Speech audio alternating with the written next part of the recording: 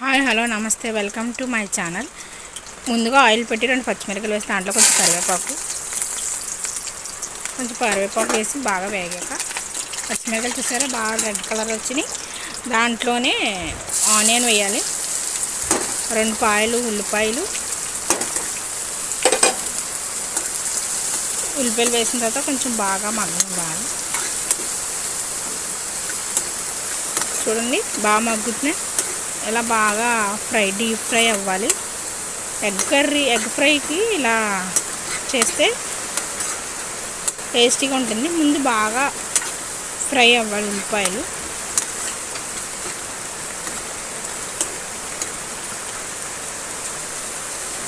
చూడండి ఫ్రై అవుతున్నాయి.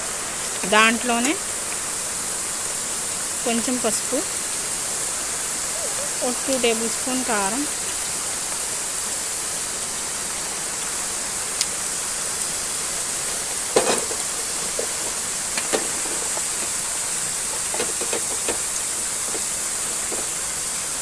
కొంచెం ఉప్పు,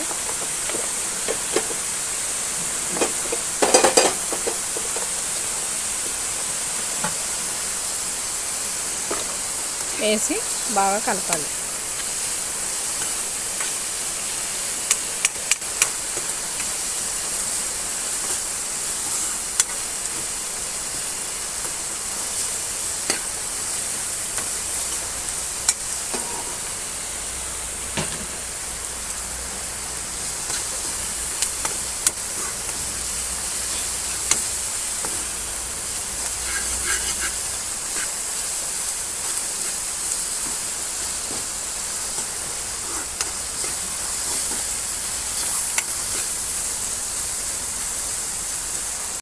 చూడండి ఉల్లిపాయలు బాగా మగ్గిపోయినాయి కదండి.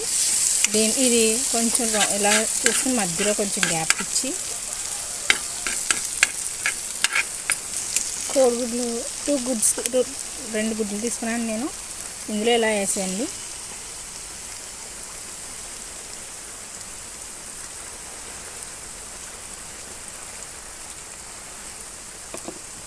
వేసిన వెంటనే కదపకుండా కొంచెం మంట హై ఫ్లో పెట్టుకోవాలండి.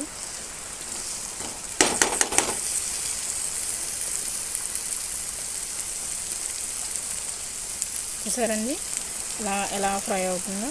అది ఎలా ఫ్రై అవుతుంది చూసారా. అది కొంచెం ఫ్రై అయిన తర్వాత అంటే బాగా విడిపోదు, కొంచెం ముక్కలు కింద కనిపిస్తుంది. ఇలా తింటే కర్రీకి, చపాతీలకు కానీ దేనికైనా చాలా రైస్లో కానీ విడిగా ఫ్రై కింద కానీ చాలా బాగుంటుందండి. చూడండి అదని చూసారా ఎలా ముక్క కింద అవ్వకుండా ఎలా ఉందో చూడండి.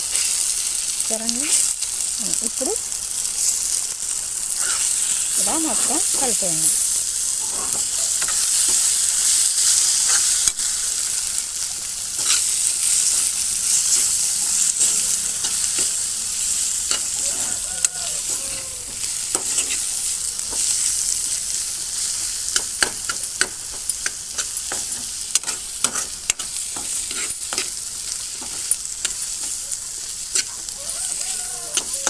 చూసారా కలిపేస్తారు ఎలా ఉందో.